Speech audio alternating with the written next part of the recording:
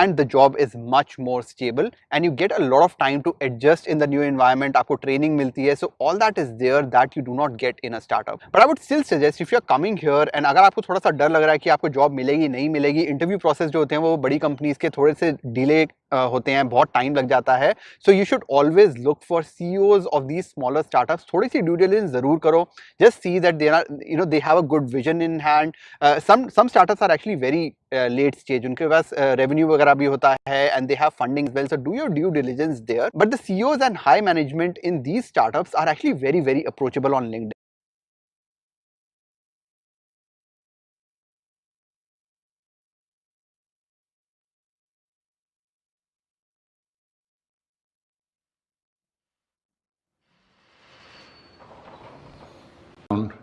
Could not have been more clear.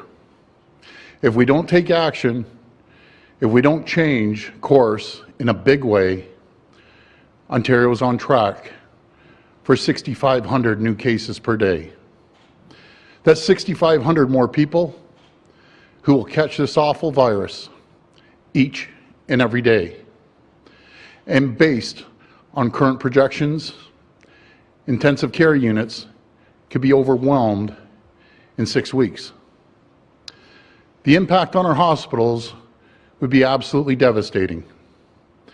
As Premier, I can't accept that, and I won't accept that. My friends, we can't let that happen. We must do whatever it takes to slow the spread of this virus. We must do whatever it takes to stop our hospitals from being overrun. So we're here today to take action. We're here today to protect the health of Ontarians. My friends, 6 days ago, we began implementing a framework to provide an early warning system across the province. Our framework provides clarity and certainty to Ontarians and to local public health units. It focuses on early intervention in areas where we're starting to see cases rise. And it provides a baseline for additional targeted action in the areas hardest hit. This kind of coordinated, predictable approach to implementing public health measures, it's necessary, it's critical. But as I've always said, we need to be flexible. We must always be prepared to change course as the situation evolves.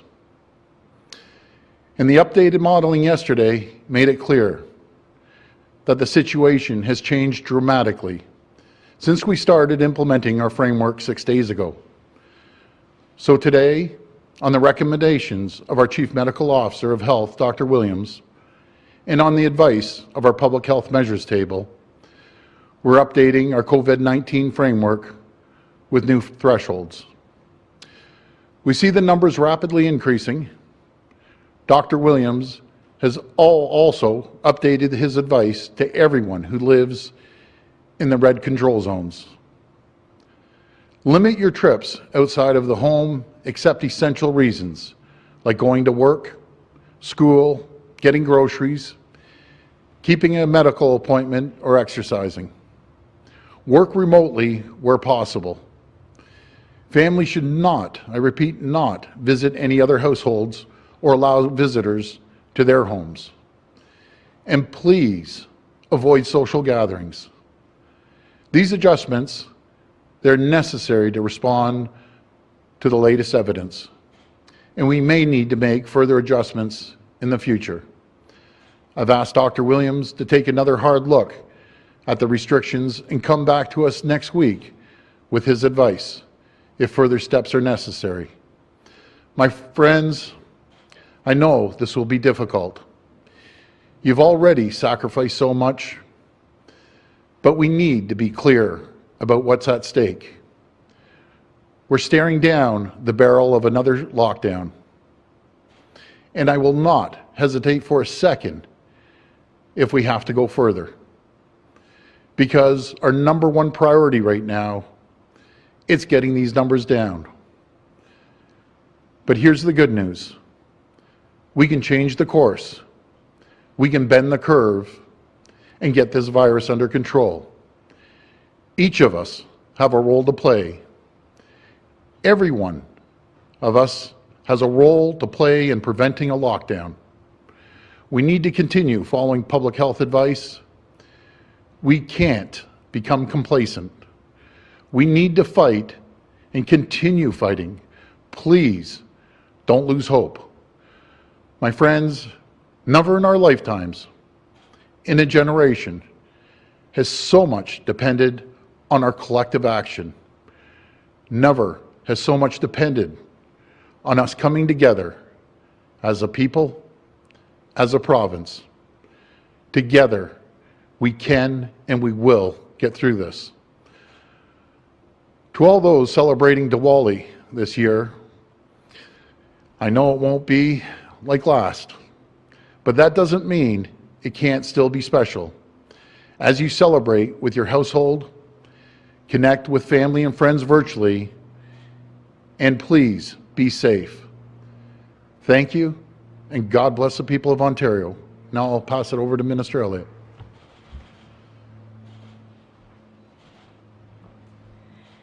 Thank you, Premier, and good afternoon. Since the start of this outbreak, our government has made the health and safety of Ontarians our #1 priority. As we've seen in Ontario, across Canada, and around the world, we continue to be at a very crucial time in this pandemic. Cases continue to rise around the world and here at home. We've seen cases increase 45% week over week.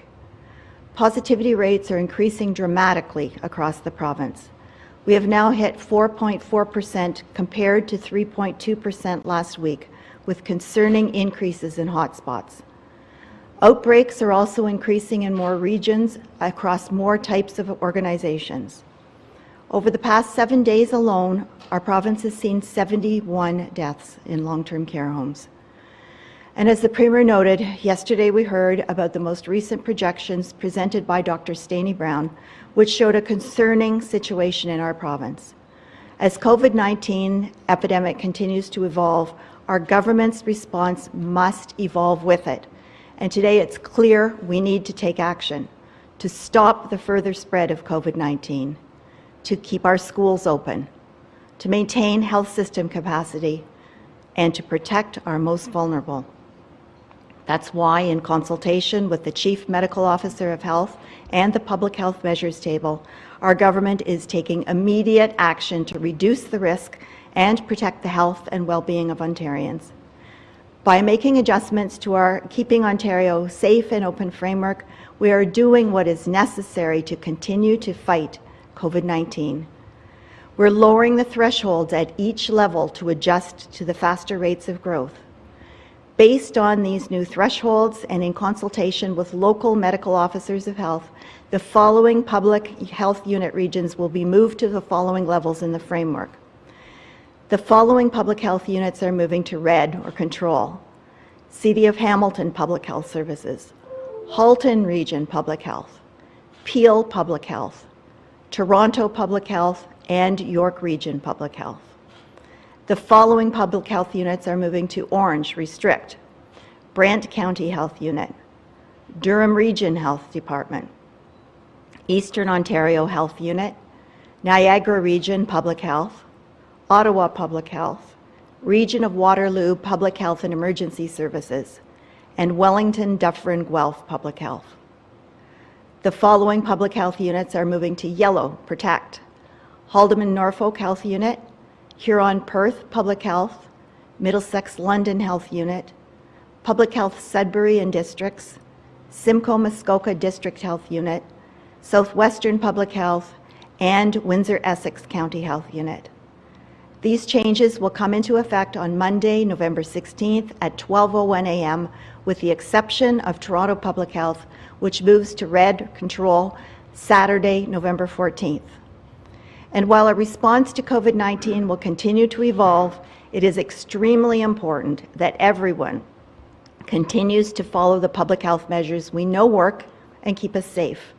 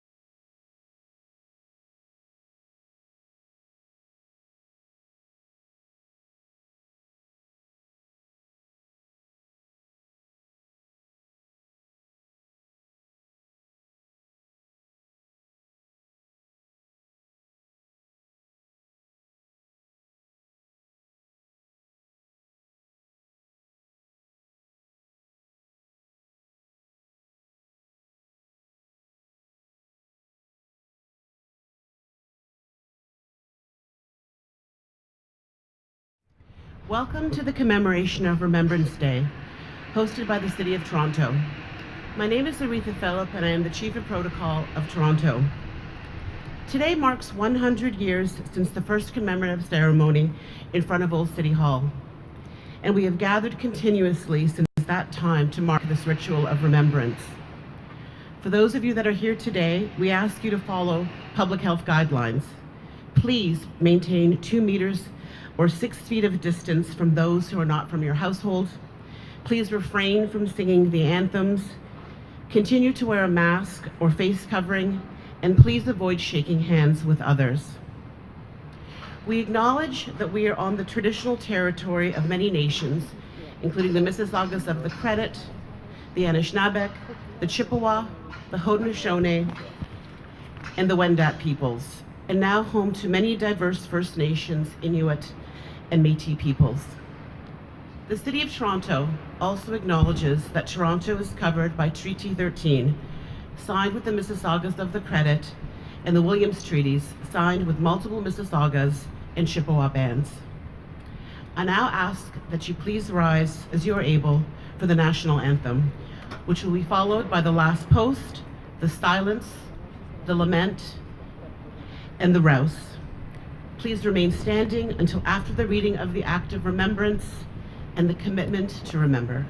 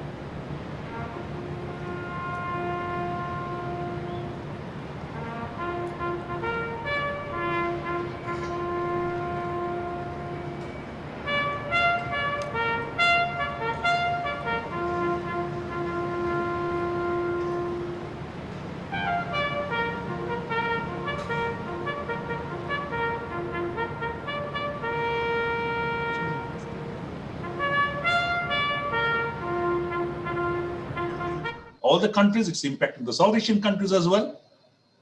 And in this program, we have already discussed the rivers, we discussed air pollution. The last week we discussed the US election, or the Biden coming into the presidential area, how it is going to affect the overall climate policy across the world. And today we are going to discuss a very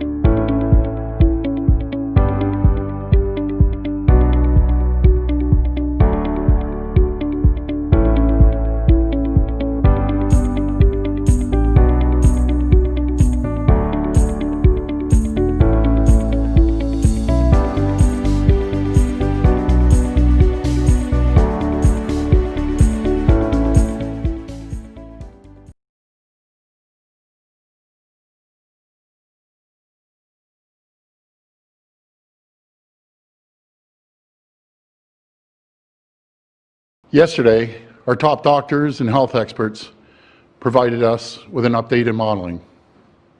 And what we saw was alarming. And Dr. Brown could not have been more clear. If we don't take action, if we don't change course in a big way, Ontario is on track for 6,500 new cases per day. That's 6,500 more people who will catch this awful virus each and every day. And based on current projections, intensive care units could be overwhelmed in 6 weeks.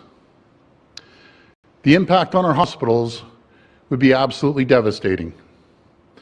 As Premier, I can't accept that, and I won't accept that. My friends, we can't let that happen. We must do whatever it takes to slow the spread of this virus. We must do whatever it takes to stop our hospitals from being overrun. So we're here today to take action.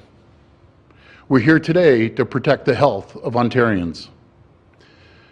My friends, 6 days ago, we began implementing a framework to provide an early warning system across the province. Our framework provides clarity and certainty to Ontarians and to local public health units. It focuses on early intervention in areas where we're starting to see cases rise.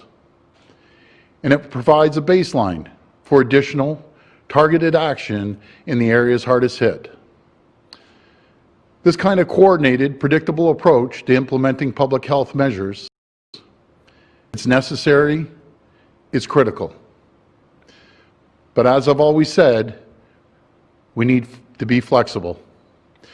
We must always be prepared to change course as the situation evolves.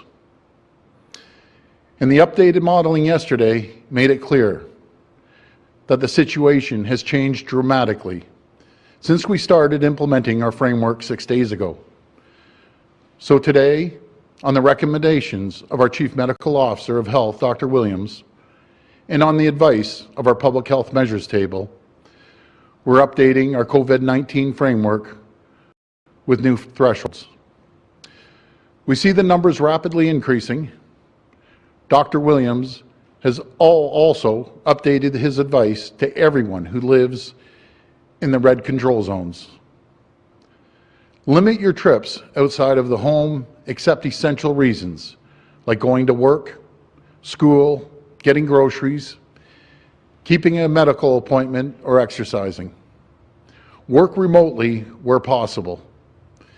Families should not, I repeat, not visit any other households or allow visitors to their homes. And please avoid social gatherings. These adjustments, they're necessary to respond to the latest evidence, and we may need to make further adjustments in the future. I've asked Dr. Williams to take another hard look at the restrictions and come back to us next week with his advice if further steps are necessary. My friends, I know this will be difficult. You've already sacrificed so much, but we need to be clear about what's at stake. We're staring down the barrel of another lockdown, and I will not hesitate for a second if we have to go further, because our number one priority right now, it's getting these numbers down. But here's the good news.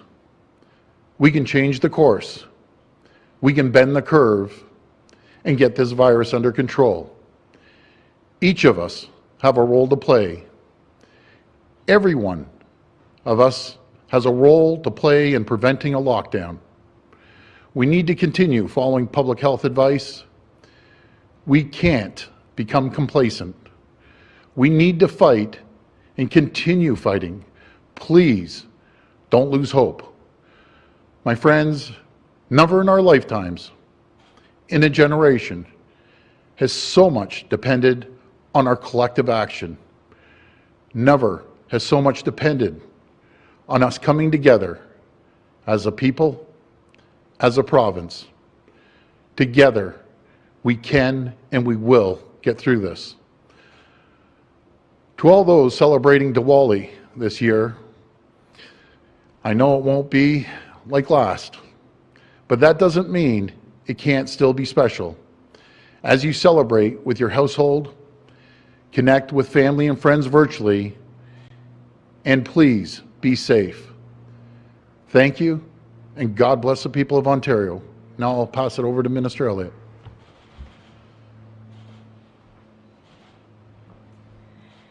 Thank you, Premier, and good afternoon. Since the start of this outbreak, our government has made the health and safety of Ontarians our #1 priority. As we've seen in Ontario, across Canada, and around the world, we continue to be at a very crucial time in this pandemic. Cases continue to rise around the world and here at home. We've seen cases increase 45% week over week. Positivity rates are increasing dramatically across the province. We have now hit 4.4% compared to 3.2% last week, with concerning increases in hotspots. Outbreaks are also increasing in more regions across more types of organizations. Over the past 7 days alone, our province has seen 71 deaths in long-term care homes. And as the Premier noted, yesterday we heard about the most recent projections presented by Dr. Staney Brown, which showed a concerning situation in our province. As COVID-19 epidemic continues to evolve, our government's response must evolve with it. And today it's clear we need to take action to stop the further spread of COVID-19, to keep our schools open, to maintain health system capacity, and to protect our most vulnerable. That's why, in consultation with the Chief Medical Officer of Health and the Public Health Measures Table, our government is taking immediate action to reduce the risk and protect the health and well-being of Ontarians. By making adjustments to our Keeping Ontario Safe and Open framework, we are doing what is necessary to continue to fight COVID-19. We're lowering the thresholds at each level to adjust to the faster rates of growth. Based on these new thresholds and in consultation with local medical officers of health, the following public health unit regions will be moved to the following levels in the framework. The following public health units are moving to red or control: City of Hamilton Public Health Services, Halton Region Public Health, Peel Public Health, Toronto Public Health, and York Region Public Health. The following public health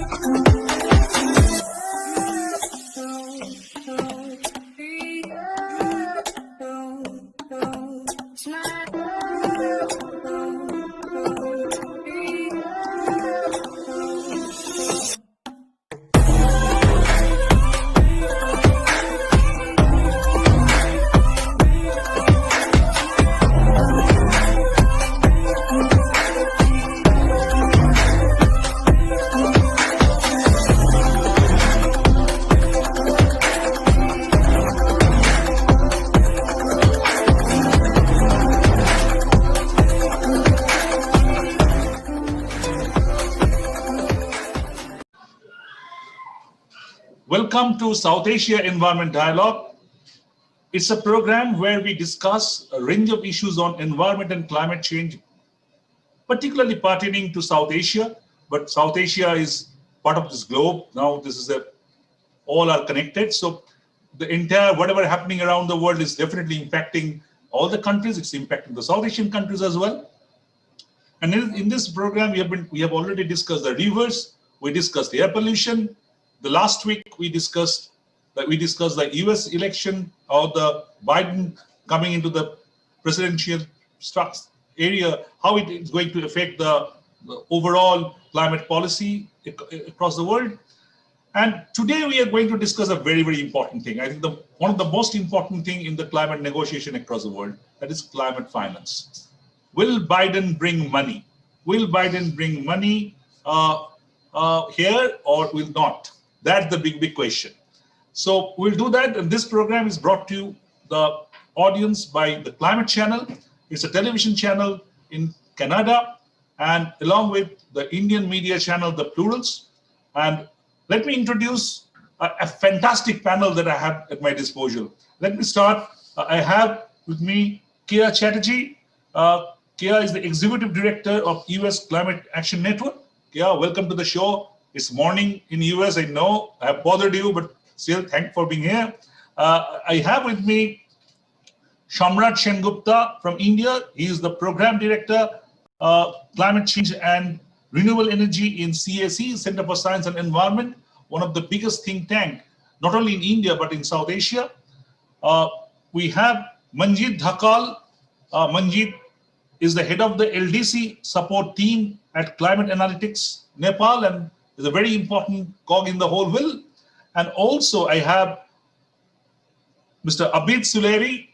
Abid Suleri Saab is the head of the Sustainable Development Policy Institute, SDPI, Pakistan, and also he's the member of the Prime Minister's Economic Advisory Council in Pakistan, and also co-chair of Climate Action Network South Asia.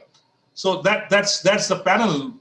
I think a very good panel, and in the coming hour or so, we'll be discussing the range of issues on the climate finance across the world, but particularly in South Asia. Let me start with Keya. This election, this Biden coming to the power, apart from anything else, is being discussed at environmental and climate arena. I haven't seen it happening like this before, ever. I can only parallel, I can draw in other way when Marrakesh happened, Marrakesh COP happened, and I can still remember as I reached Marrakesh, everybody thought that Hillary Clinton was going to win, but the opposite happened. And the entire political structure looked like shell-shocked. So it's the other way around. I think now everybody feeling that a lot is happening in climate change. I don't know all this kind of expectations are real or not really, we'll be discussing. But let's start with this point, Keya, that do you think that Mr. Biden coming to White House, will he bring money on climate change table? Well, that's a great question. Certainly when we voted here in the United States, we voted for a platform about climate justice, about racial justice, about economic justice. That's what we voted for. That is what Biden and Kamala Harris ran on. And that is what we expect to see. Of course, there's a lot that will be decided in the coming weeks. A few things I'll highlight that really relate to this question of whether Biden will bring money. One is the cabinet appointments that occur in the coming weeks. So those send a really important signal. Will give us a sense of who is going to actually be negotiating on behalf of the US. Do they have empathy and understanding about the broader political context, about the history of colonialism, about what our role in the world must be because of our responsibility and capability in the United States? We're really going to know a lot in the coming weeks as we see those cabinet appointments begin to fill in and some of those high-level political appointments.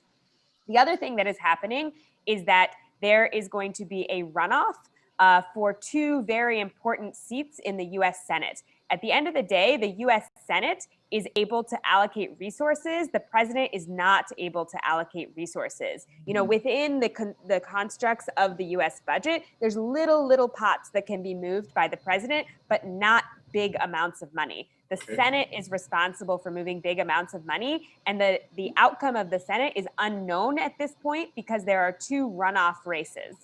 in the state of Georgia in the US Southeast. So those runoff races will happen on January 5th. There's a lot of attention being paid to those races here in the United States.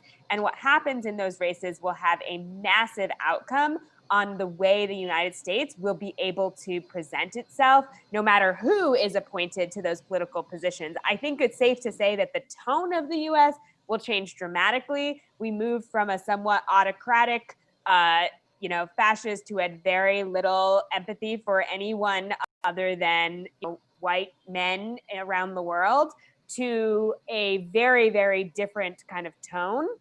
And it was overwhelming, right? So we had more than 5 million additional votes for Biden than for Trump. It was a landslide also in the US Electoral College. That tone shift will come across immediately. Whether there's money will depend a lot on what happens in Georgia, and then subsequently what happens in the midterm elections that are coming up in 2 years, in 2020. Okay.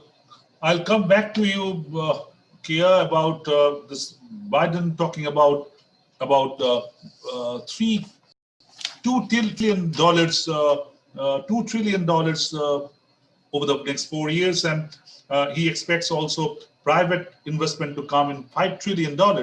How realistic they are. So we'll come to that, and Senate has a very important role to play, as you said. But I think that this is a very important point. We'll come back to that. But let me go around South Asia and just to see that what their reaction are.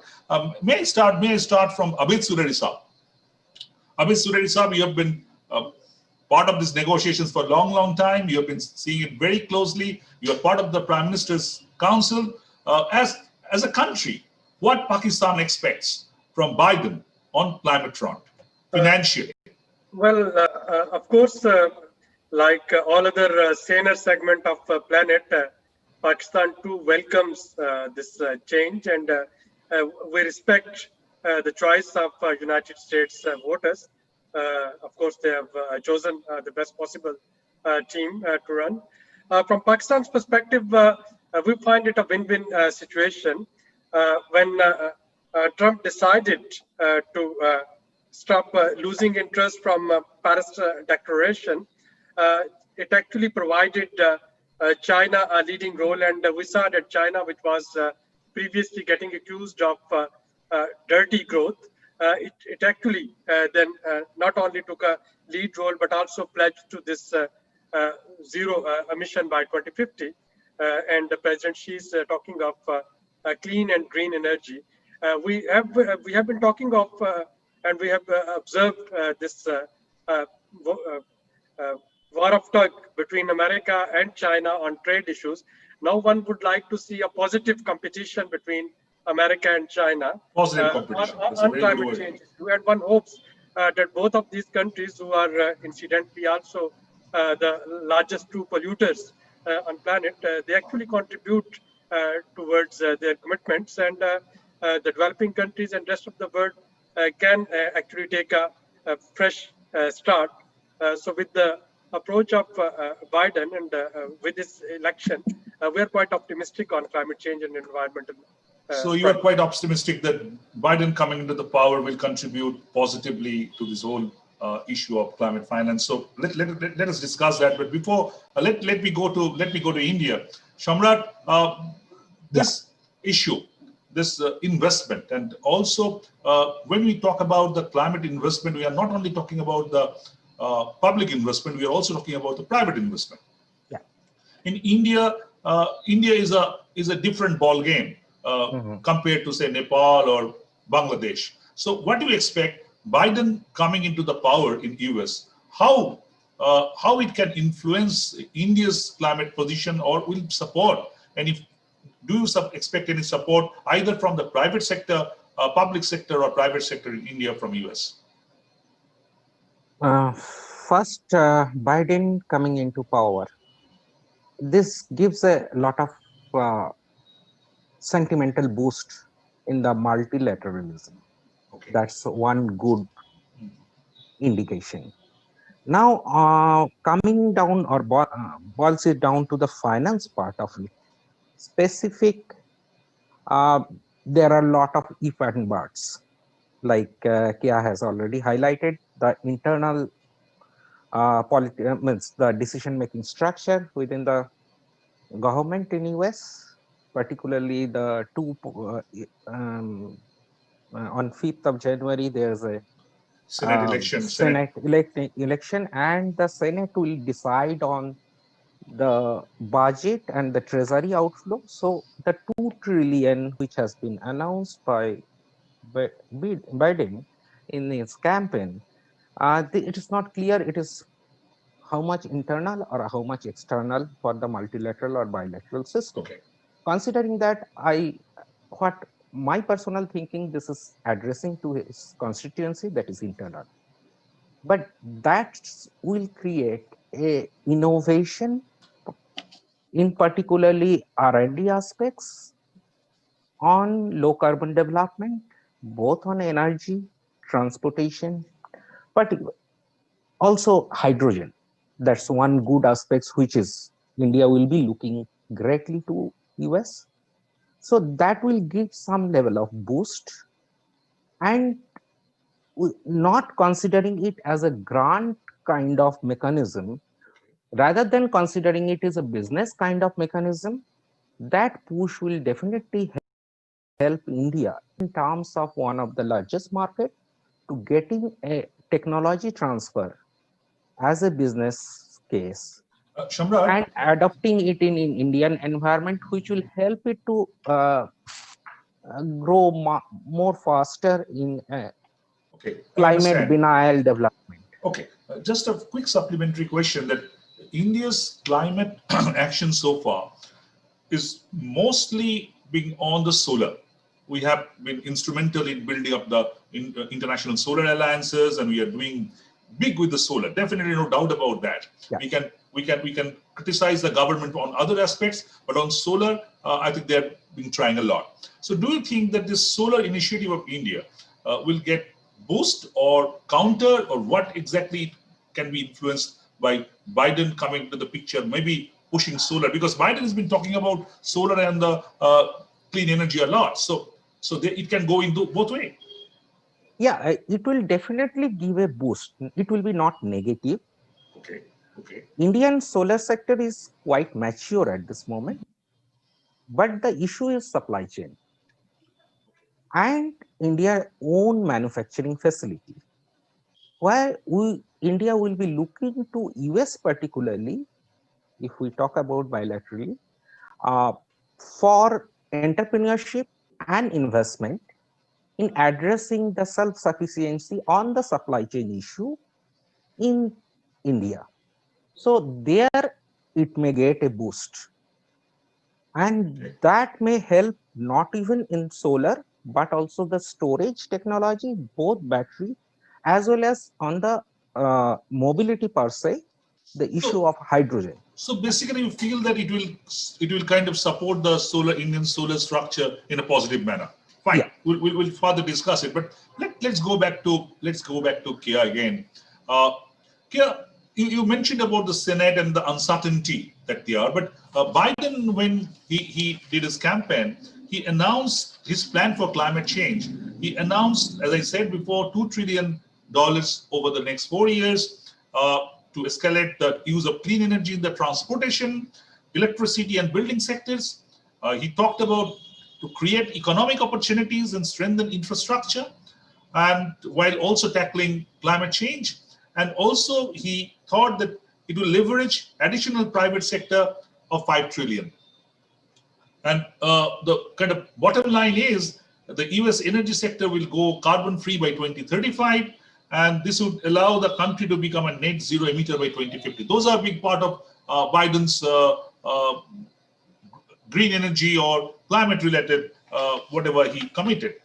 Now, if Senate doesn't come on board, how it is going to affect, how much Biden, because I'm asking this, when Trump became the president and self-declared climate denial, and US withdrew from the Paris, we saw that part of US went to COP and set up a parallel setup and saying we are still in. Now, this can again happen because Trump and Republican Party has got about 47-48% votes as we know as of now. So it can jolly well happen that group of Republican, they can go and counter that internationally as well. So how it kind of fan out, both domestically and internationally, especially in context of climate finance? Yeah, so I think first to address the $2 trillion and how do we get that to actually happen. I think that the way we get that to happen is the same way that we won this election. It's done with movements. It's done with people on the ground. It's done with consequences if people don't act. So if things don't go the way we want, we don't just say, oh, that's too bad, Biden didn't do it. Okay. We actually go in and we sit in at people's offices and we will risk arrest to do so. We will do everything we can to continue to force action. That's how we've gotten as far as we have gotten, and that's how we will get further. It is through movement. It is through nonviolent direct action. It is through many of the things we learned from studying the Indian independence movement and the U.S. civil rights movement and the anti-apartheid movement in South Africa. That's how we will get that $2 trillion and more. And we are fully dedicated as a movement to do it. We anticipated this outcome. We knew that this was actually a pretty good case outcome for us. We feel good that we can continue to push, and continue to push we will. Biden himself as a figure is not really who's going to deliver this. It is the people of this country who will deliver it. And that really gets back to your question about, like, is there this divide in this country, and will Republicans also show up at COP? The answer is no. There is not a divide in this country about acting on climate change. There was a figurehead who was really opposed to it because, and I think this is important to understand, because he is driven and supported by white nationalists and oil and gas and coal billionaires. That's his constituency, not the people of this country. The people of this country will always be in support of climate action, of justice. We have polling that shows this. We have lots of data that shows that the American people want this action. We want to have, and these issues tie together. We have what we call a syndemic now, multiple pandemics at once across the world. We have the climate crisis causing large fires, floods, enormous amounts of suffering. We have COVID-19. You can see what's happening around. Knock-on economic effects. Like, there has to be stimulus around the world in order to recover from the economic impact. We also need, of course, to deal with the health impacts, and so we have all of these overlaying crises, and it will take an injection of money to do that. There are very few countries in the world that have the ability to inject money into the global economy the way the United States does. Right now, we don't have the political power to do that $2 trillion or to inject the amount of money that must be injected in, but we are fully committed to continuing this role of building that power. We've just started. Okay, just a very quick supplementary question is that Joe Biden also said a very interesting thing, that when Donald Trump used to talk about climate change, the only word he could master was hoax, and I say jobs. So is it a very kind of thought about policy of linking the climate change with the economy, so that a larger group, perhaps beyond the people who have voted for him, come on board? Because as you said, they could see the world changing around. There are issues of climate change around. So is it a very thought about policy of Biden linking climate change with the job and economy? Absolutely. So from the movement perspective, we presented this as the Green New Deal. Biden said, oh, well, I need to, take all the ideas from the Green New Deal, but not call it the Green New Deal. I actually don't care what he calls it. The point is that we need a new deal. And what the New Deal was in this country was this moment after the Depression in the United States, when a lot of government money was put into the economy. And there were government jobs programs, Social Security, all these safety nets were built in a series of investments. We need that kind of investment in this country and around the world to recover from the COVID-19 related impacts. As long as we are making trillions of dollars of investments, they must be green, and they must actually reduce our vulnerability to the impacts of climate change. Okay. And so we have been marrying those issues. Joe Biden has been marrying those issues, and the entire, we also won, in Congress, we still have at this point, a significant number of seats, and people ran on these issues and connecting these issues together. And actually, we have also hearing that even a part of Republicans are also perhaps supporting or will perhaps support the Joe Biden's climate issues in future. That's something to look forward, and I'll come to that later. But let me go back to Abid Saab. The implication you discussed about what Pakistan expects, but overall, this Joe Biden coming into the power, because I'm asking this in contrast to Donald Trump, everything on earth looks hunky-dory. So are we expecting too much from Mr. Biden coming to the power?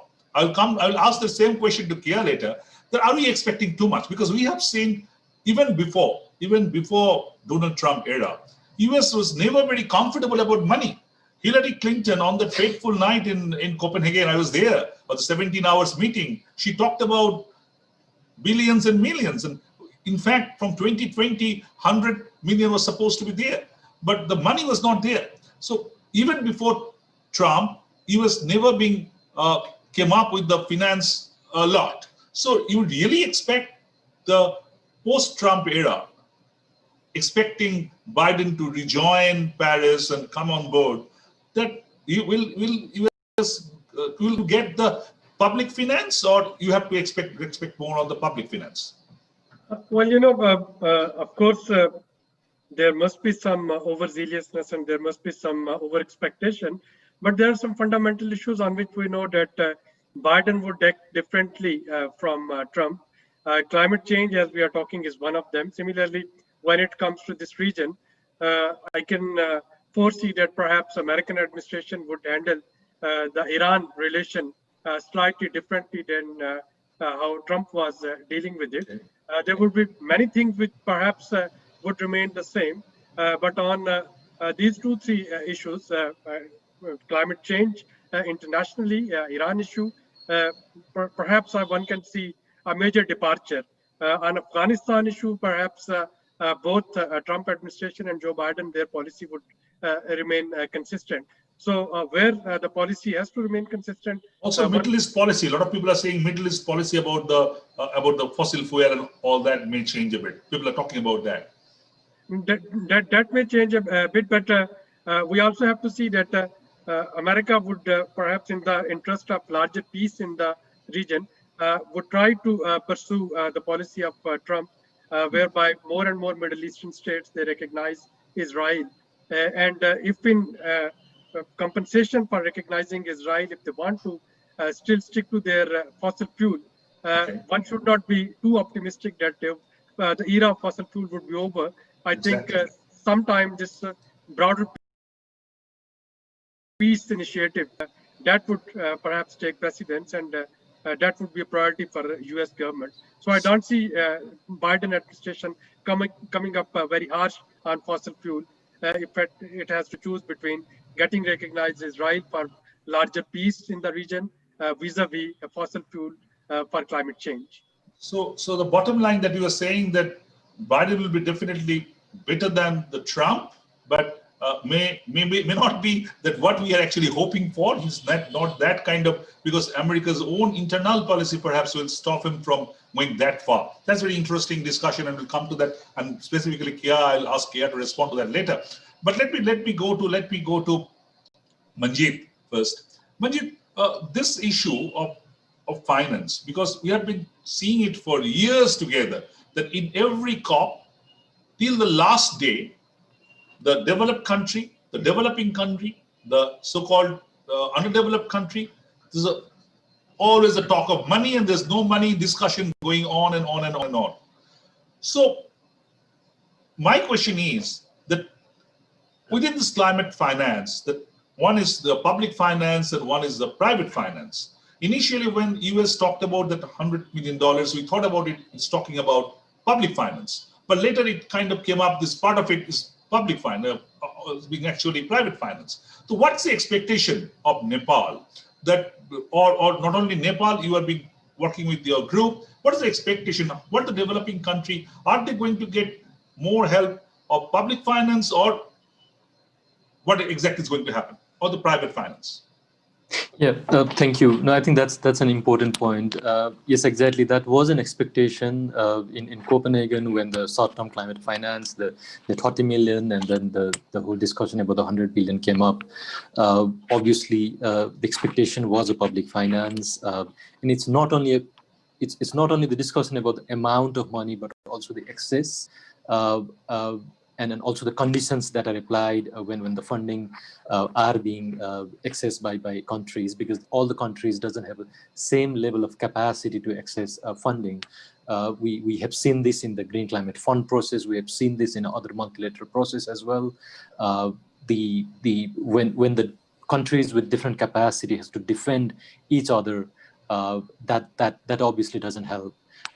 The constituency that I'm working with, the least developed country, obviously the position has been always that the major share of this funding should come from the public finance, because some of the prime needs of these countries like adaptation cannot be supported to that extent through the private finance. There will be less and less scope for the private finance to generate further when they fund adaptation related projects, because the adaptation related projects are not that mostly driven by the market.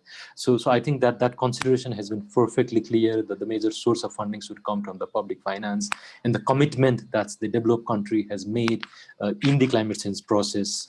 The countries cannot shy away from this. Because this will be one of the key factors for many of the developing countries to come forward, is there are still countries who are whose prime responsibilities are to lift the population out of poverty and a number of other immediate response. But having said this, fully agree in terms of the way the momentum has come up now in terms of development activities and the climate friendly development that can move ahead hand in hand. So that consideration is equally important. The other point, I think, I've just when the whole discussion was going on about the new administration in US and the finance expectation. Yes, I think this is a positive news. The way the global politics was moving ahead with few countries having a different kind of leaders being elected. I think this has certainly bring a hope. The way the slogan were said during the election. But one thing that we have to be very mindful is it's not the finance that will solve this problem. We also want US to reduce the emission, being the second largest emitter.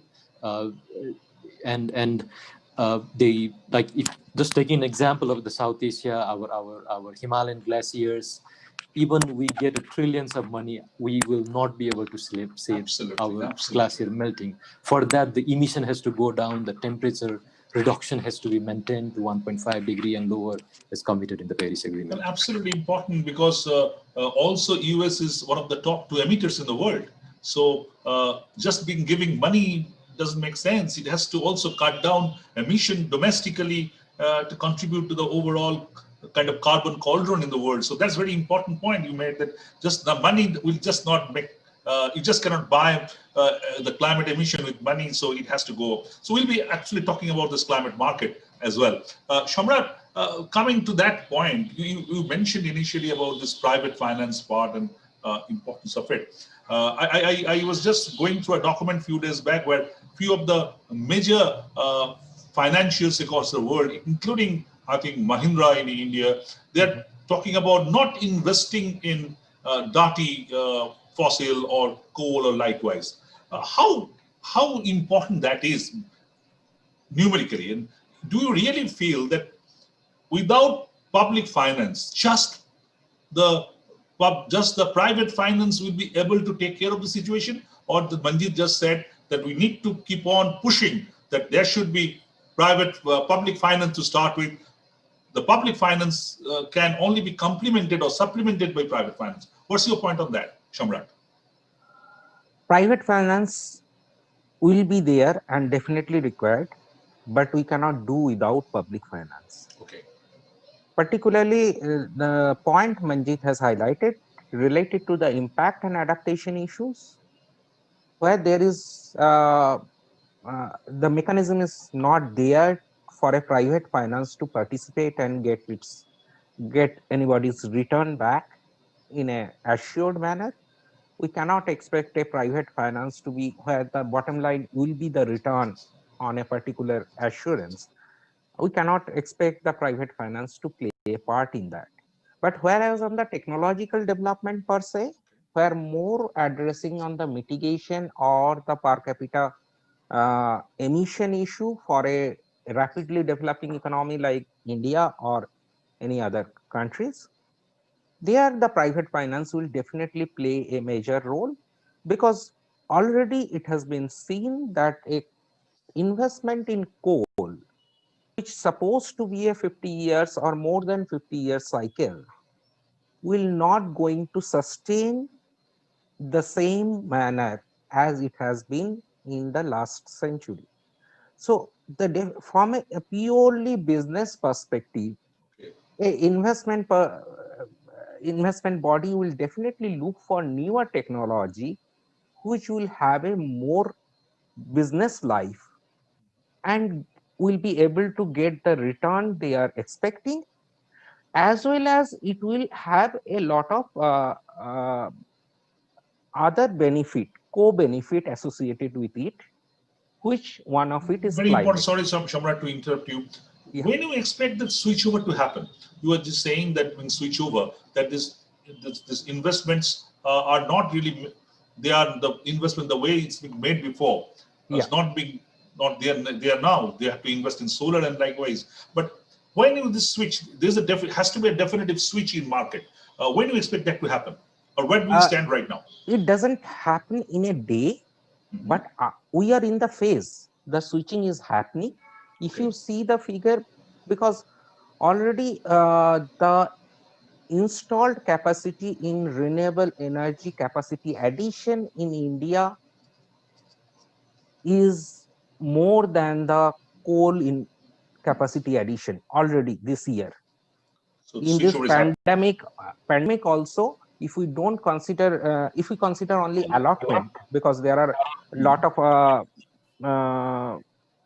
delay happen due to the supply chain aspects on renewable energy installation, particularly solar, and wind has gone due to a structural issue on the back burner yet. We have means we are not doing fine as a country perspective on capacity addition, but still it is much more than new capacity addition on coal. So, and but also on the multinational organizations like ADB and World Bank, and there need to be they should not only talk about renewable, their investment should address the same. Still it is, I think, around 10% of the investment coming to the renewable sector and rest in conventional.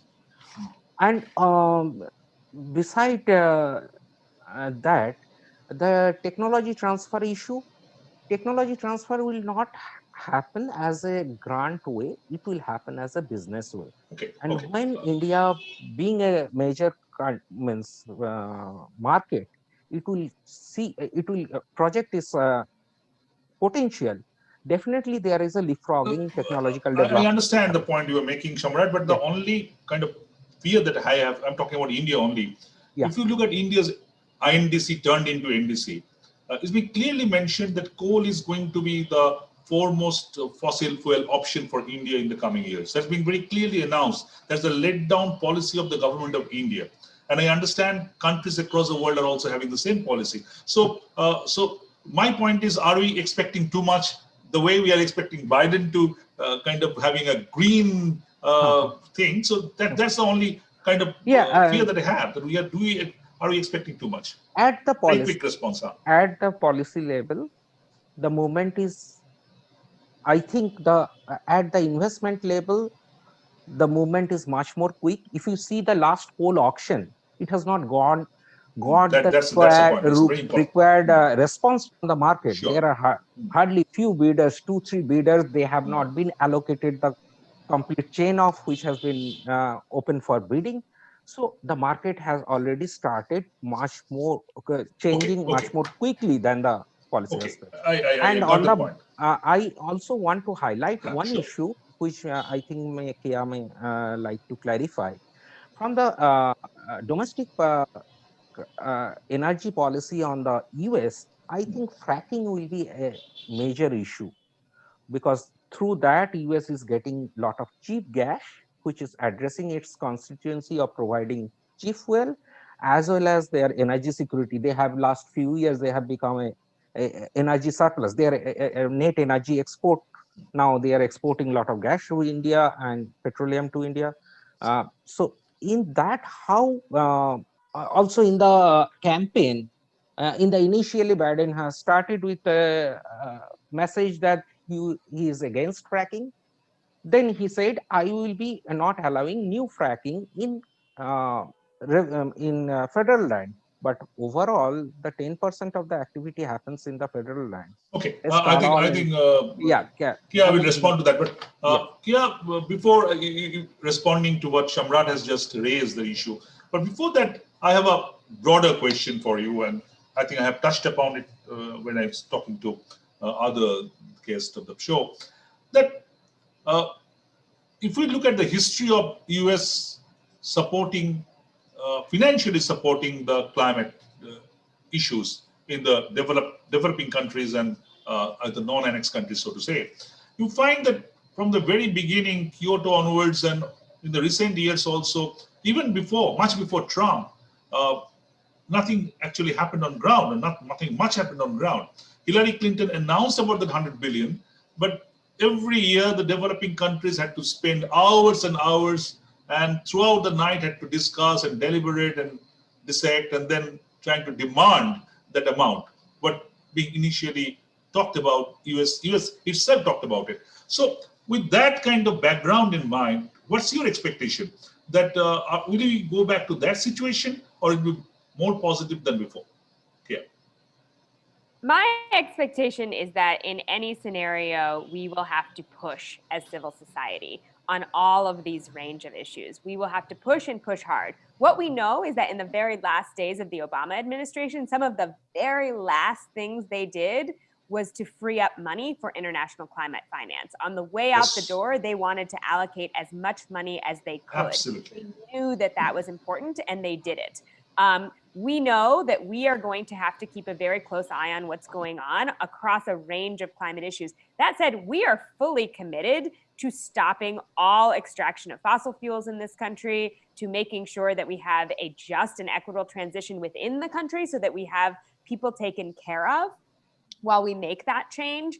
And I think that what we're going to see in the Biden administration is what is an enormous amount of scrutiny on the financing and the export of fossil fuels. And so banks are not going to be able to fund pipelines with no scrutiny. They are not going to be able to fund export terminals with no scrutiny. That era is over. Everything will have an enormous amount of scrutiny. And then we come in as civil society with, frankly, confrontational politics. We come in and we say, we won't stand for this. Too many people are dying. Too many people are getting hurt. We're not going to stand for this anymore, and we will continue to push and push and push until we get the future that we want. We have a lot of education to do of our own movement on the international piece of this. I think it's right that when we talk about $2 trillion, we have almost 1 million people in the United States on unemployment, asking for unemployment. We have massive amounts of inequality within the United States. We have shocking amounts, frankly, of poverty within the United States. And people in the United States understand and know that. I think the extent to which the movement actually understands what's happening in the rest of the world is small.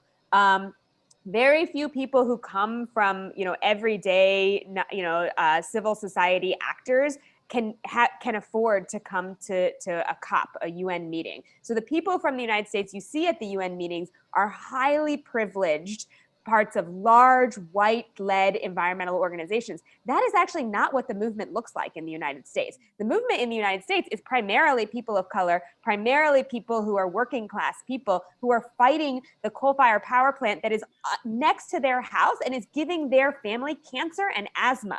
That's how they came into the movement. They are fighting the pipeline that is coming through their family's farmland. That's how they came into the movement. And so we have to bring an understanding of the rest of the world. It's not going to be easy. We have to persuade people to understand what's happening in the rest of the world, but they are primed to understand it because they understand the injustice they themselves are facing. And so we need to bring that political education to the movement in the US to broaden that understanding to be a global understanding so that we as a movement can be a global movement that are fighting for each other. And that means a whole lot of climate finance. Very interesting point that you said that the moment, the time US people start understanding the impact of climate change around them, they could identify what's happening around the world, and they can actually feel the solidarity with the rest of the world, and that may facilitate or pave the way for the US government to act in maybe more proactive manner. That's a very, very, very important and interesting point. Any thought about what Shamrat just raised the issue? Any pointer on that? Yeah. Yeah, I mean, I really think that the era of fossil fuels is over in this country. What we saw with that back and forth on fracking in the debate was a desperation over a few voters in Pennsylvania. And so what happened is that they wanted to attract a few voters in Pennsylvania. It had a very bad effect in the US. I'm going to be honest. What happened is before Biden said, I don't support a ban on fracking, public support in Pennsylvania was against fracking. When Biden said, I don't support a ban, public support was like, oh, well, we like Biden, so I must also be supportive of fracking. But we will turn that over because the people of the country are experiencing the fact that they can't drink the water from the fracking. You know, Okay. like people like to drink water. What can I say? It's like water is life. Everyone wants some clean water, and the fracking is destroying that for our agricultural land. No, that's it.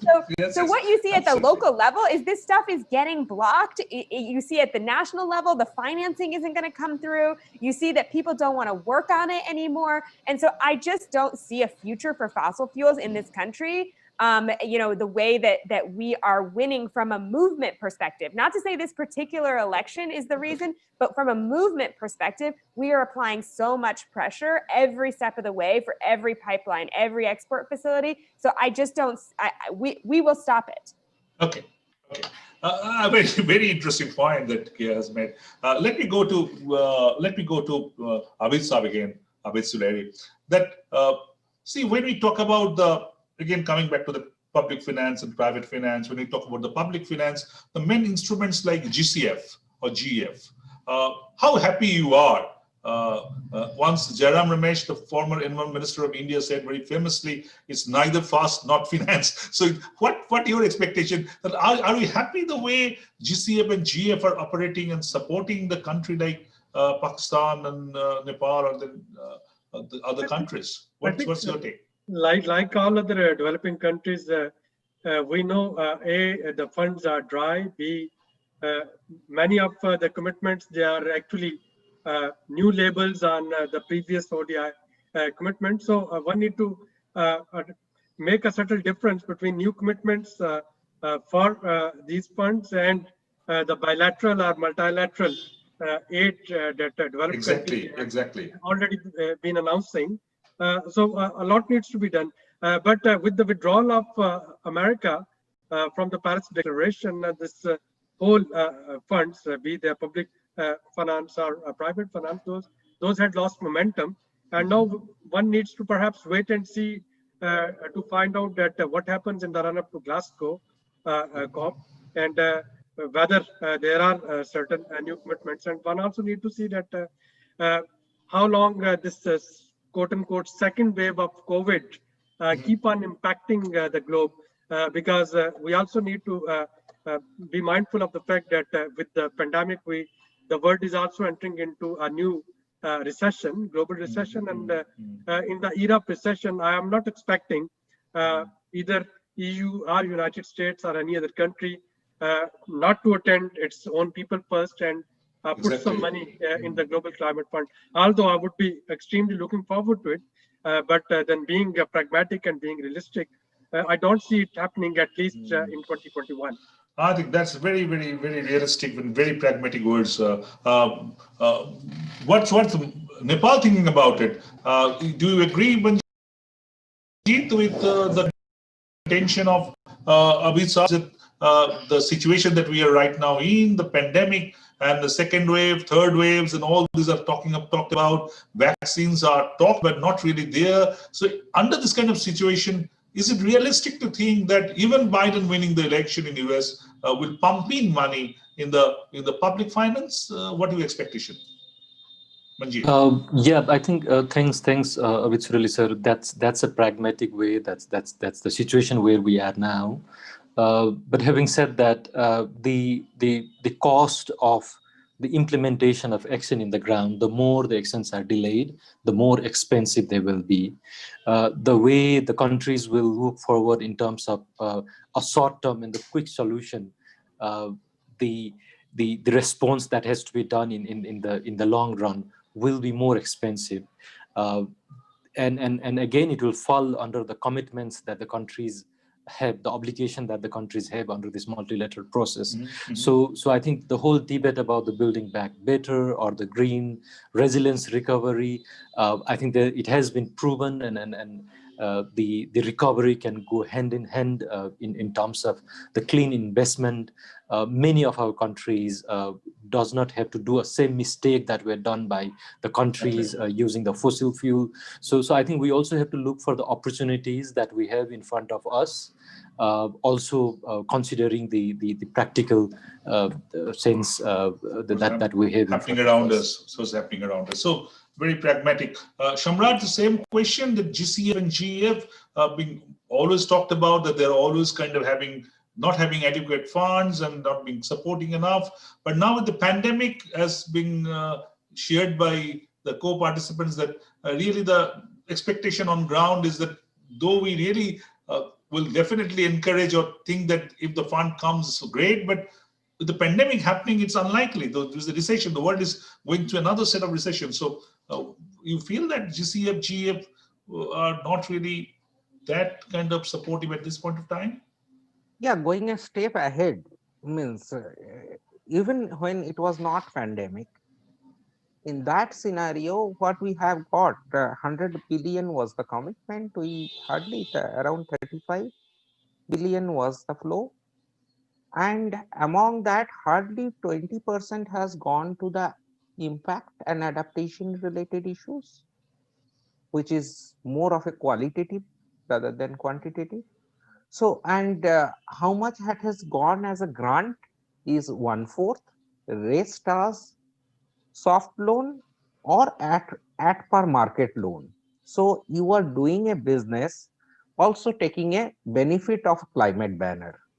So I cannot more politely, I can say anything much bad. You are quite explicit. You are quite explicit about that climate business with climate banner. That's very, very explicit.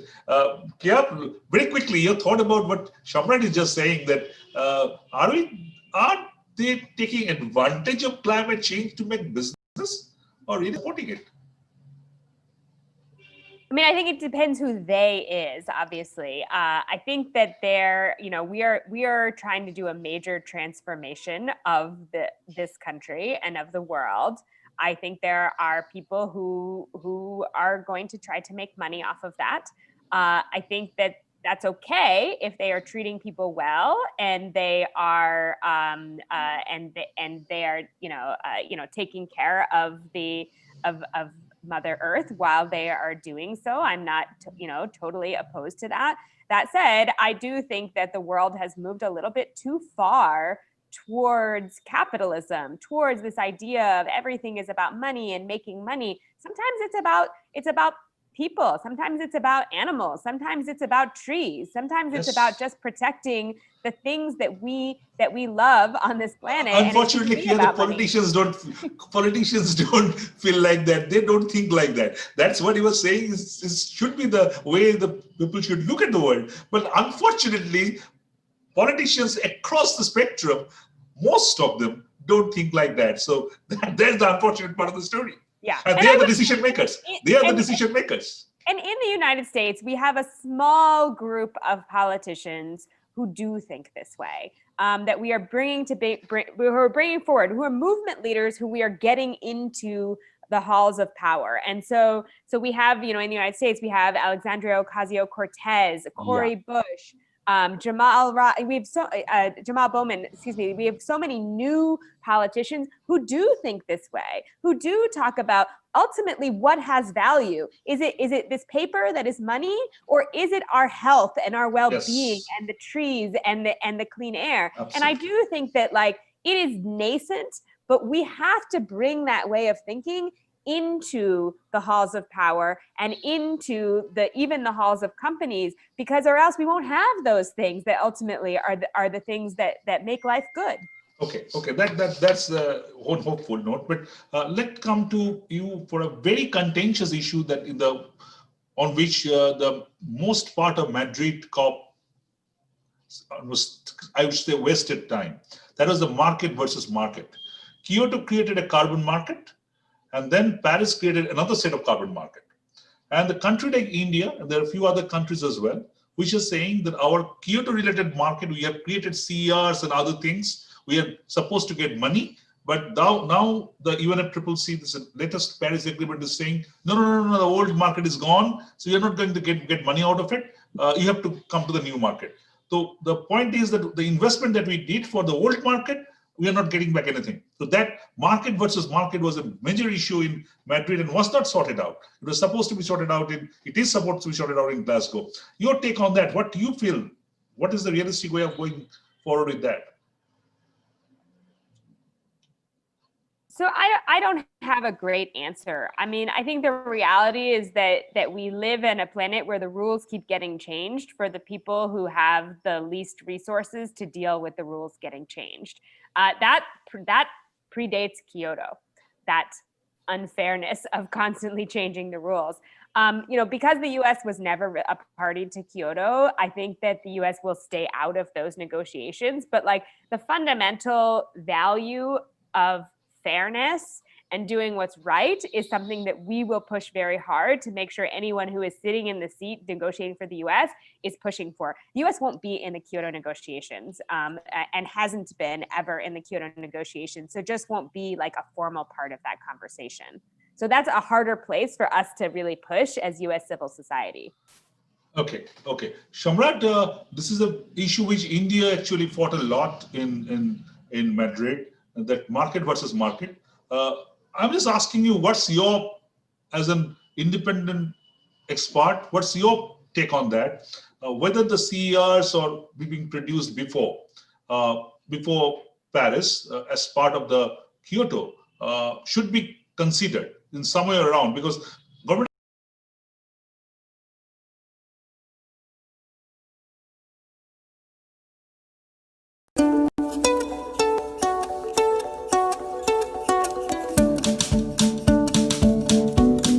of India is saying, and other governments as well, they're saying that we have invested money on that. People have invested money. So why even process is not recognizing it? So what's your take? Very quickly, we are coming almost 5-10 minutes. I will make 2-3 points. One, this is the first system under UN banner which was designed for and through monitoring verification mechanism. There is a quality issue. Definitely there is a quality issue, and that's the point of contention when this Paris new mechanism has been proposed. Exactly. Because the old mechanism, they said there is a quality issue, leakage issue, and the quality of the emission reduction is not proper. But the business sector who has participated, as well as the developing country who has participated in that system and have done some kind of investment, though if I consider some parties not done proper way. So, but we also consider there are a lot of genuine projects being developed. Also, the Paris system, what it has been proposed, it may evolve into a better system than what Kyoto was, because Kyoto was a corporation to corporation or organization to organization trading. It has now become more country involved trading system. we should think of definitely not accept those leakages and have a emission reduction unit which is not actually been happened. But we should not also penalize the investment it has gone for. So it should be cancelled. As a civil society from Should be India, cancelled. it should be cancelled with sufficient payment against those investment which has gone to create those emission reduction. So it should not be accounted for overall net zero target or anything like that. But Shamrat, will it not be a contradiction? No, if we cancel it and then again paying for it, paying for the emission reduction, but then cancelling that emission reduction, whatever value is coming up, will it not be a contradiction? It will be a contradiction, but if we require the private sector to handhold with the policymakers, with the environmentalists, with everybody to make the world emission net zero target addressed, without the corporations, without the business, we cannot do it. We have to have certain level of commitment to them also. Okay. So okay, you say that some middle path has to be found. Means if we cancel it, we are doing the ideal case that we are not considering it for the absolute emission reduction calculation. But if we cancel it, the business sector will be the loser. We have to somehow compensate it. But the payment being made, how that payment will be accounted for? If we cancel that emission reduction, the payment has no linkage with the emission reduction. It will be addressed in the cancellation process through any kind of multilateral mechanism. Very climate finance. New kind of thought Shamrat has raised. Let me very quickly take the opinion of others. Abid Sunari Saab, what's your take on that? It's a very contentious issue, I know. What's your take? What's your take on that? It's about trust building in countries like Pakistan or other countries. Of course, we spent many years trying to win private sector's confidence. Now, all of a sudden, if we get back to them and tell them that, hang on, the rules have been changed and whatever you have been doing, we were telling them about the whole benefits of investing in clean and green growth. And if they reduce their emission, these would be the benefits. Now, all of a sudden, if we tell them that because our baseline and our bar has been lifted up, so whatever you did has gone wasted. I don't think that we will be able to win their trust again. So I completely support Samarajji's position. In the Paris rule books, in the Glasgow negotiation, we have to come up with some sort of idea whereby there can be some sort of transitory arrangement. In that sort of transitory arrangement, those in developing countries, those corporate sectors who have already taken those baby steps, I think those needs to be compensated, and only then we can think of adopting a new one. I'm all for adopting the new one, but not the old backlog has to be cleared. Old backlog has to be cleared. No, I don't understand. Is it there? Can there not be a process, an even kind of umbrella process, which looks into individually of all these projects and find out which is actually being a leakage and which is real? If that happens, then you can know that which are real and you can pay for that, and the leaked one will not be paid. Is it not possible to do that? Can I respond? Just let Abid Saab respond to that, then come to you, and also Manjeet, I'll bring Manjeet into. Well, of course, when we're talking of multilateral dialogues, everything is possible. It's all about having a credible evidences, having credible indicators, and then making some verification against those indicators. Exactly. I don't see that in the era of digital technology. That's the most transparent way of going about it. The most transparent way of going about it. Absolutely. I think that's the way. Shamrat, you were trying to say something very quickly. I'll come to Manjeet. The whole system of approving those projects was through an monitoring and verification route with third-party verification, with appointed designated operational entity by UN. So you cannot say that whatever they have done, or the UN on behalf of UN they have done, which ultimately UN have done, it is now the same body will say I have done wrong, so I will cancel.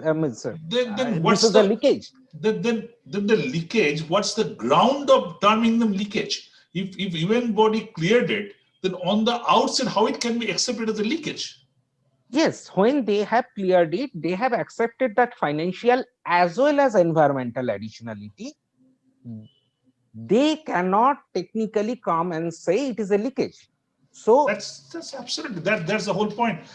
So if there is a qualitative issue overall, without going into the fundamentals, they have to then compensate it and cancel it, and then go to the. But I understand that whole allegation is qualitative. Yes. That whole allegation is qualitative. If you don't have any data with you, then how can you term something as leakage or something is not leakage? It's a very, very broad multilateral system can't run on discretions, and it can't run on whimsical policies. Of course, whatever was discussed and negotiated, now the UN system and UNFCCC has to respect it, and then absolutely. Of course they can move on. Absolutely. I think completely. Manjeet, your take on this? Yeah, I think this is one of the hot discussion that we had for a couple of years. We are feeling it right out here. I'm sure we cannot solve this here, but I think the way we have blamed a set of countries for a long time in terms of doing business in this issue, we cannot allow another set of countries to do a business again in the same way. If you think about the community living in the foothills of Himalaya or somewhere near the landslide area, we cannot go them and tell that there are few countries who wants to take forward the units which will not do a real reduction of emission, which will help them to do a business, which will help some countries to make profit on climate change, and your life will be under the water. So I think this is a fundamental issue. The environmental integrity component is here. There must be a net emission reduction. There has to be a real emission reduction to achieve the 1.5 real emission reduction. Manjeet, what's the Nepal's position on this Kyoto versus Paris market? Do they support that old backlog need to be cleared, or they think no, you start afresh with Paris? What's the position of Nepal, Bangladesh, a number of countries who negotiate on as a least developed country group, as a negotiating group, has a very clear position that the units cannot be transferred.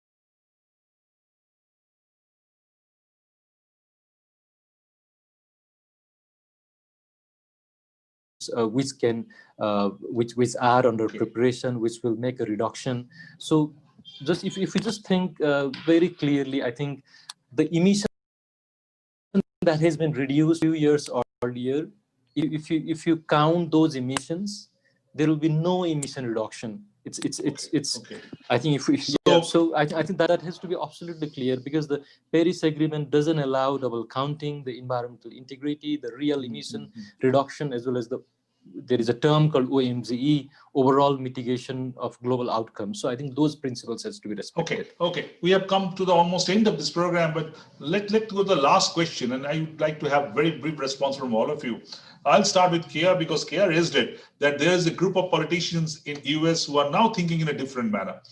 We also see it's happening in India, also maybe in Pakistan or Nepal or Bangladesh. Across the world, there's a new crop of politicians coming up who are more kind of circumspect, kind of feel about the issues like environment in a better way, or climate change. But sadly, the dominant politics is still being the way we know. So do you feel the pandemic that is happening, because pandemic has changed a lot of equations. We never thought ever that for 7 or 8 months, we will be struck up completely. The world will pause and stop. Fortunately, pandemic has some positive issues. That's why we are having this kind of programs. Before pandemic, we might not have thought about it, but now we are having it. But still, the pandemic has taught us a lot of lessons. Do you feel, Kia, that this actual consciousness, because I'm asking this, because investing against environment gives you an immediate illegal parallel market. And investing for environment gives you a long-term sustainable market, but it's a long-term one. Always politicians think about 5 years down.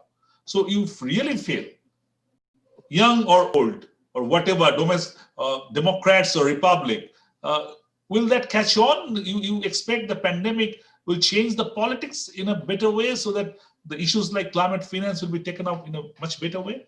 Very quick. Yeah.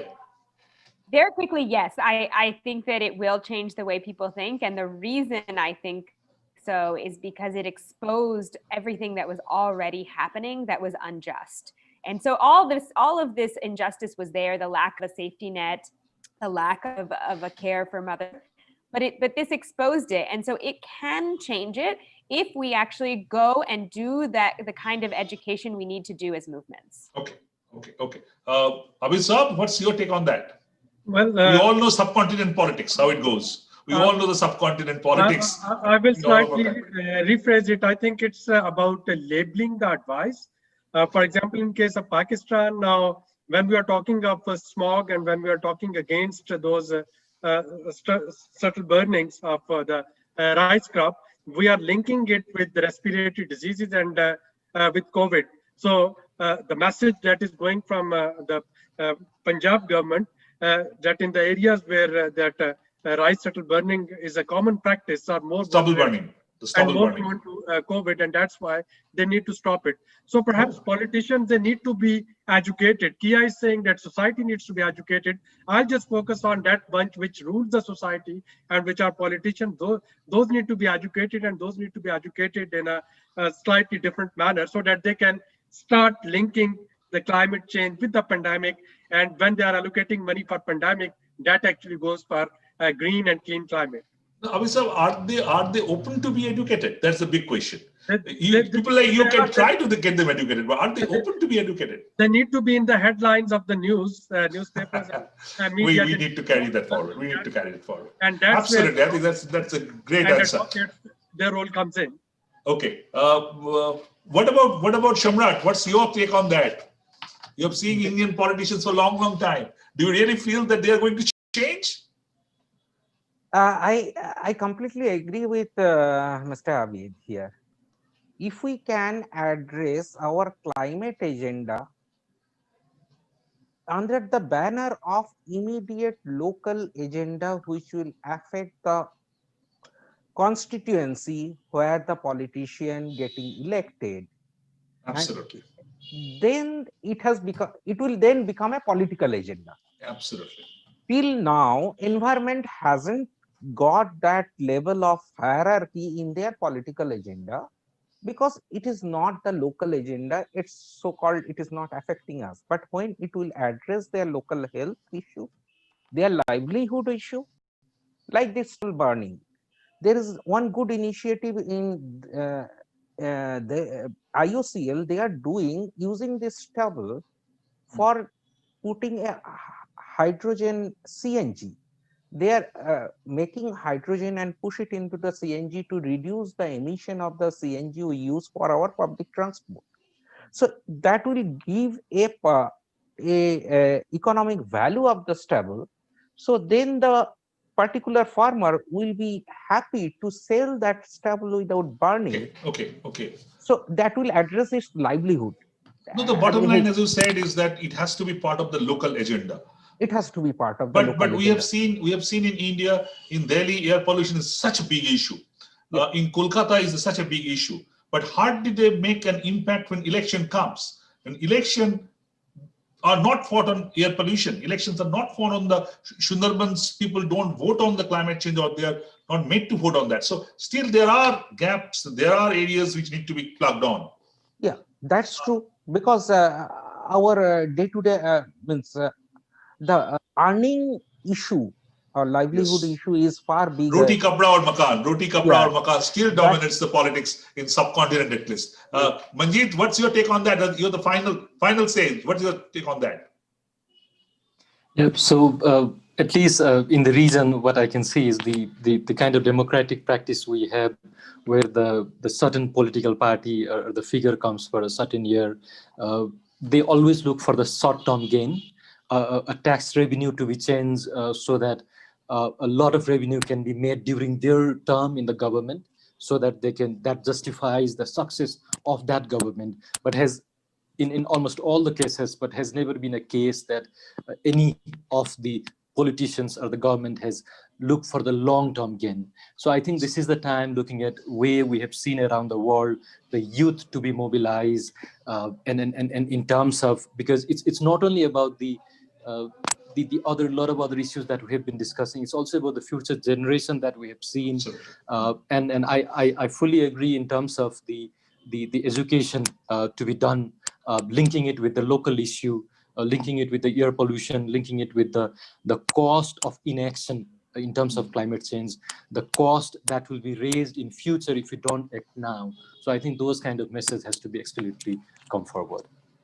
So I think with that hopeful note that I think though there are ifs and buts, but as Kia very strongly said, and I think all kind of agreed to that point, is the world is changing. World is definitely changing, and also the COVID has perhaps contributed to the change, and the politicians hopefully will understand that change.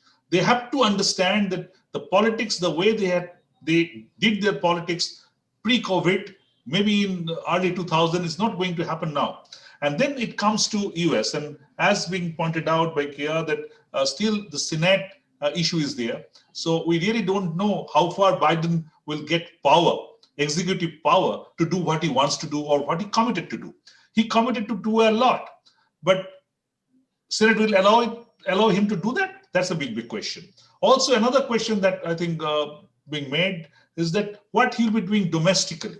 That's a very important, because US is one of the biggest emitters. So not only funding internationally will make sense, it has to be done domestically. And also the US's track record on funding is not all that great, even before Trump. So post-Trump, Biden coming into the power, how it is going to influence, and South Asian countries, here we have Nepal, we have Pakistan, we have India, Bangladesh, Maldives, and all the countries around. They are some of the biggest, having the biggest impact of climate change in the world. So they are really eagerly looking forward how Biden era unfolds, especially in the finance. And I personally feel, having covering the almost 10 COPs now, that unless public finance comes, maybe in a smaller scale, but that has to come, and that can only trigger the private finance.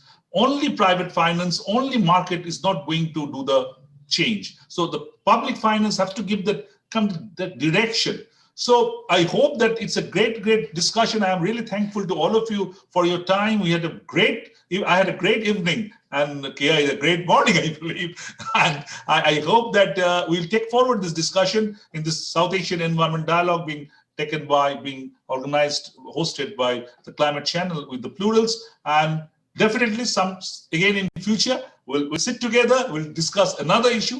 This week, from this Sunday onwards, the next 5 or 6 weeks, we'll be discussing the outstanding COP agendas, because this is the COP time. Normally, all of you are supposed to be in COP, but this year being pandemic, we are stuck up in our homes. So let's turn our homes into a COP discussion platform. That's what I've decided to do. So from this week onwards, the 4 or 5 weeks down the line, we'll be discussing each of the outstanding agendas of COP. And this is the first of that edition. I hope you have liked it. And thank you for your time. Thank you. Thank you, Jan. Thank you very much. It was great discussion. Yeah.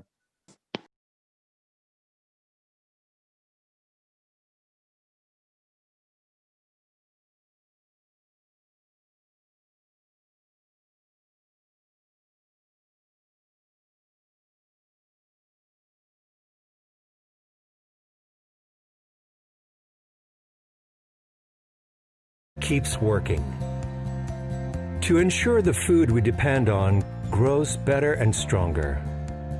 Because without fertilizer, harvests would be cut in half. The nutrients in soil must be replenished for the next harvest. To recover from this